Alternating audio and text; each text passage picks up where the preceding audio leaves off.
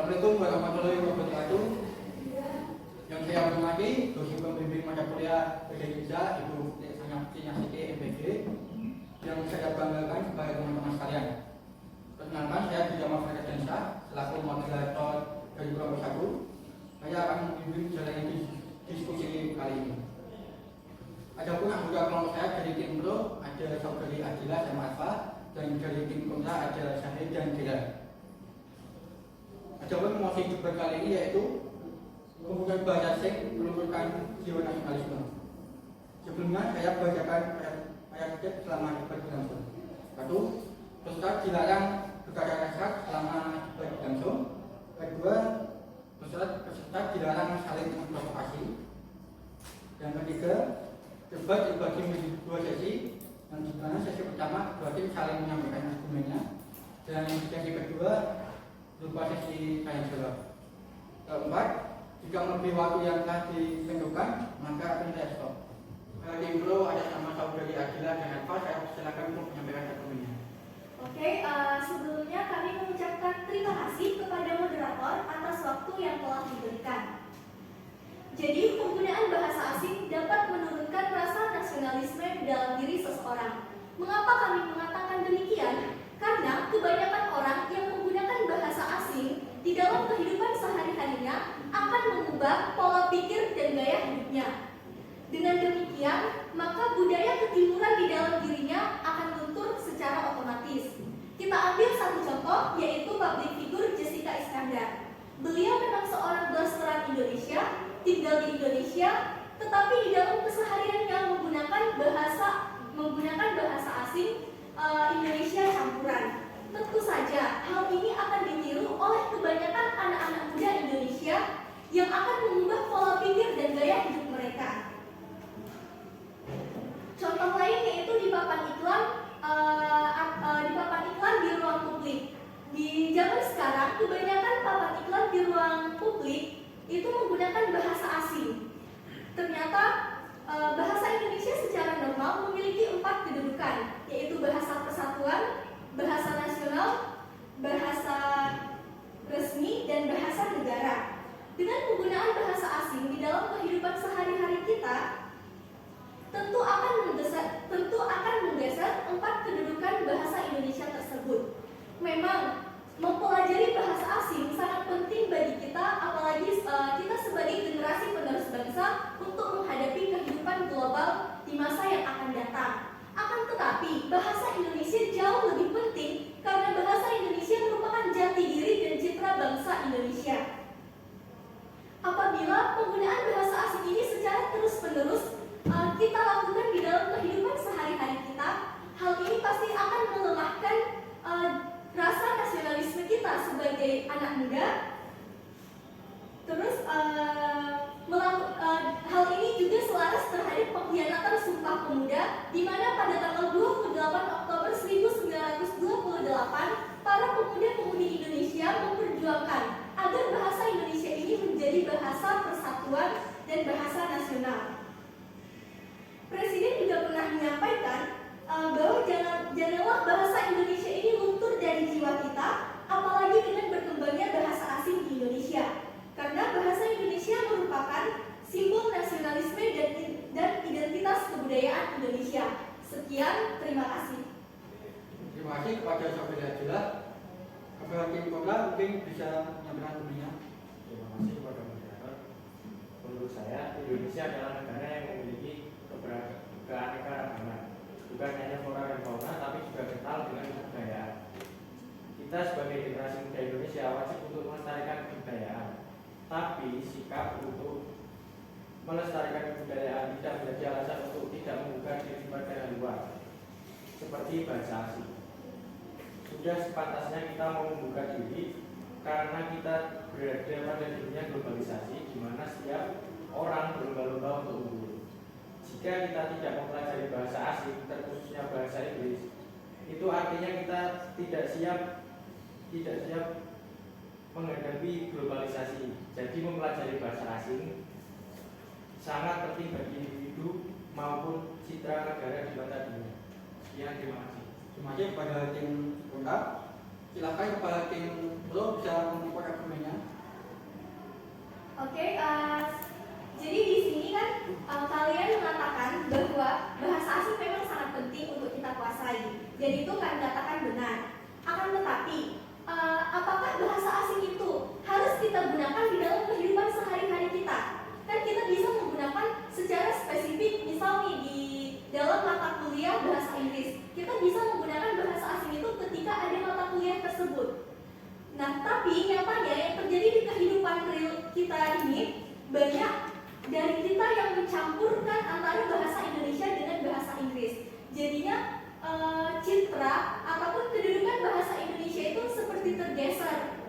Dia bukan lagi bahasa Indonesia yang secara resmi, tetapi bahasa Indonesia yang sudah dicampur adukan dengan bahasa Inggris. Terima kasih. Dari Kim Kota ada tanggapan? Terima kasih untuk waktunya. Tadi disebutkan bahwa ada contoh public figure Jessica Iskandar. Nah, kita sebagai warga negara Indonesia yang cerdas seharusnya mampu membedakan mana yang wajib ditiru dan mana yang tidak. Kalau masalah tentang mencampur adukan bahasa itu sebenarnya tidak masalah. Di sini konteksnya adalah apakah penggunaan bahasa asing itu menunjukkan jiwa nasionalisme. Nah, kalau kita menggunakan bahasa Inggris itu sehari-hari di Indonesia, itu rasanya berpeluang kecil karena kita bahasa ibu kita adalah bahasa Indonesia. Tapi tidak untuk kemungkinan kita sebagai generasi muda, generasi milenial seperti sekarang ini, itu membuka diri kita untuk mau menerima adanya budaya baru, yaitu budaya asing. Contohnya ya bahasa asing ini, terutama bahasa Inggris. Seperti kita ketahui bahwa di perkuliahan, tadi disebutkan bahwa di perkuliahan menggunakan bahasa Inggris. Iya benar, menggunakan bahasa Inggris pada waktu kuliah tertentu. Tapi di universitas negeri yang lain seperti UI, Undip, dan lain sebagainya, itu mewajibkan mahasiswanya untuk mempelajari sebuah materi itu full bahasa Inggris. Di situ kan artinya bahasa Inggris itu sangat penting. Buat apa? Ya untuk meningkatkan kualitas mahasiswa itu sendiri, baik di negeri kita Indonesia tanpa mengurangi rasa cinta kita terhadap budaya kita, dan juga memperkuat kualitas diri kita di dunia, di kancah internasional. Dan sekarang saya mau bertanya, bagaimana pendapat Anda tentang sekolah yang berbasis internasional? Kan itu mewajibkan ya siswanya untuk berkomunikasi Inggris, full Inggris dalam pembelajaran sehari-hari. Terima kasih.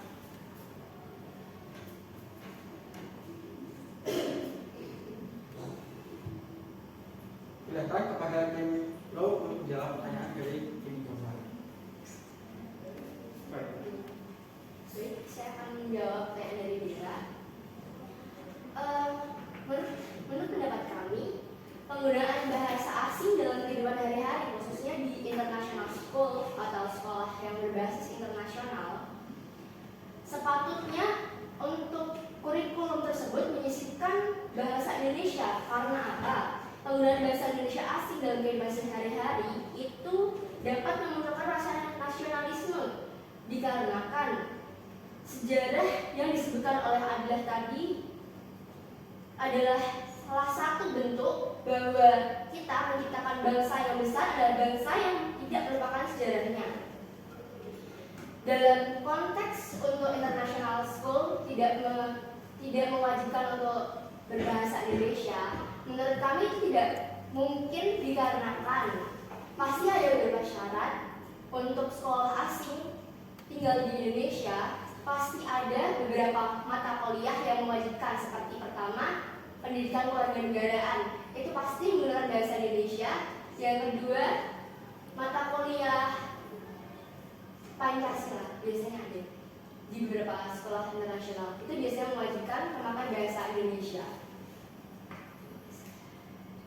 Terima kasih kepada kedua belah pihak. Terima kasih.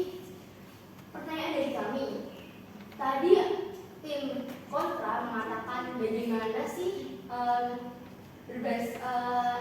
sekolah berbasis internasional menggunakan bahasa full Inggris dengan bagaimana tidak mengikis, itu pun tidak mengikis rasa nasionalisme.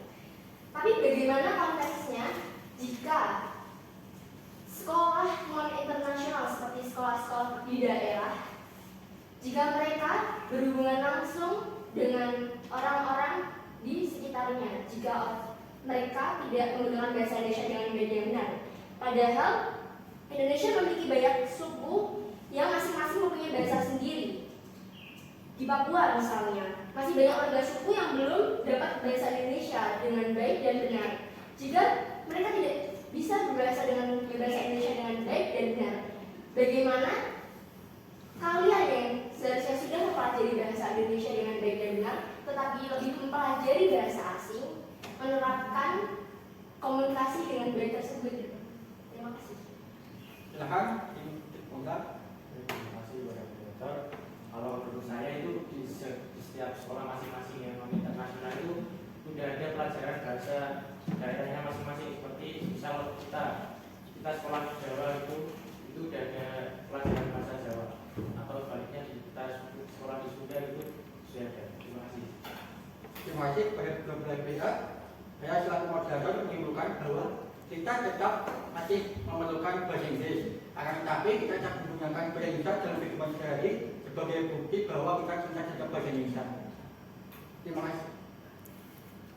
Terima kasih. Debat kali ini saya tutup.